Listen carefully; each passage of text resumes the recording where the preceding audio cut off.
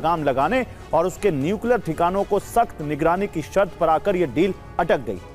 लेकिन दूसरी तरफ ईरान के विदेश मंत्री अब्बास अरागची ने साफ कहा कि पिछले कुछ दिनों से बातचीत आगे नहीं बढ़ी है और दोनों पक्ष अभी भी प्रस्तावों पर मंथन ही कर रहे हैं। अरागची ने यह भी कहा कि अमेरिका के हर हमले का दुगनी ताकत से जवाब दिया जा रहा है। लेकिन इस बातचीत में अब सबसे बड़ा रोड़ा लेबनान का मोर्चा बन गया है।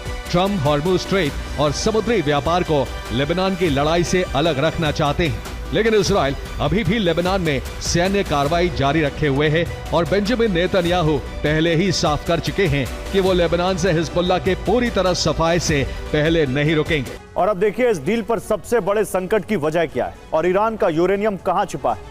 पहाड़ों को चीरकर सैकड़ों मीटर नीचे सुरंगों में छिपे हैं ईरान के वो परमाणु ठिकाने जहां IAEA यानी इंटरनेशनल एटॉमिक एनर्जी एजेंसी के मुताबिक 440 किलोग्राम 60% संवर्धित यूरेनियम बारूद छिपा कर रखा गया है। और ये पहाड़ के नीचे काट कर बनाए गए परमाणु ठिकाने कितने ज्यादा यहां पर सीक्रेट हैं, आप इनका अंदाजा इसी से लगा सकते हैं कि यहां पर बहुत ज्यादा नीचे गहराई में इनको बनाया गया है। सूत्रों के मुताबिक ईरान के यूरेनियम का सबसे बड़ा हिस्सा इस्फहान परमाणु परिसर में हो सकता है, लेकिन ये एक जगह नहीं होगा। IRGC ने इसे कई अलग अलग ठिकानों पर छिपाया हो सकता है। कुछ हिस्सा फोर्दो में हो सकता है, इसी तरह कुछ हिस्सा नातांज न्यूक्लियर कॉम्प्लेक्स में भी हो सकता है। ट्रंप ईरान के इसी यूरेनियम को बाहर निकालने और उसे अमेरिका ले जाने की शर्त पर अड़े, लेकिन ईरान ने यूरेनियम पर बात करने से ही मना कर दिया है। ईरान की शर्त है कि पहले प्रतिबंधों से राहत मिले, उसके बाद ही कोई बात होगी। अमेरिकी विदेश मंत्री मार्को रूबियो ने संसद की सुनवाई में दावा किया कि ईरान के खिलाफ उनका सैन्य ऑपरेशन यानी एपिक फ्यूरी अब समाप्त हो चुका है और अमेरिका अब ईरान के अंदर लगातार हमले नहीं कर रहा है।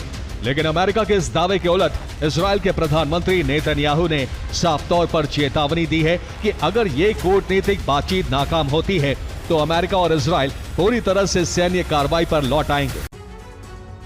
ईरान पर बॉम्ब बरसे, परमाणु ठिकाने निशाने पर आए और ट्रंप ने एक तरफा जीत का दावा कर दिया। लेकिन अब अमेरिका से एक ऐसी रिपोर्ट आई है जिसने ट्रंप की पूरी रणनीति को ही फ्लॉप बता दिया है।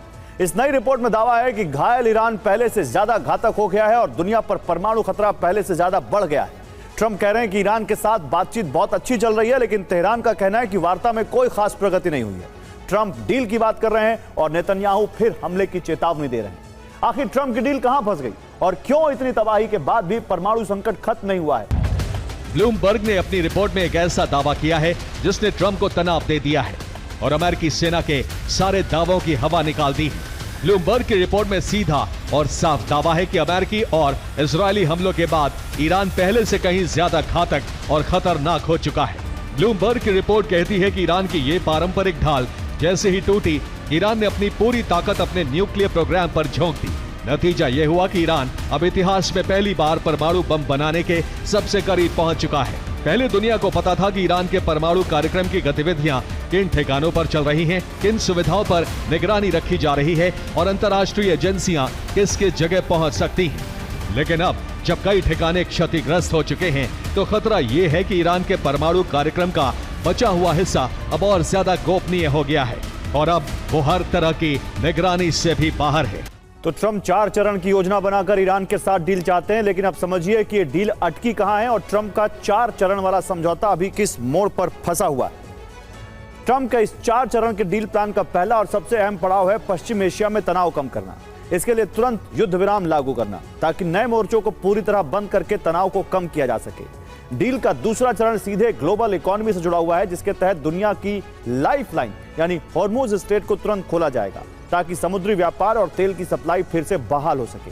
तीसरे चरण में ईरान को बड़ी आर्थिक राहत देने की तैयारी है, जहां प्रतिबंधों को हटाकर सीज हुई संपत्ति को मुक्त किया जाएगा और ईरान के तेल निर्यात का रास्ता साफ होगा।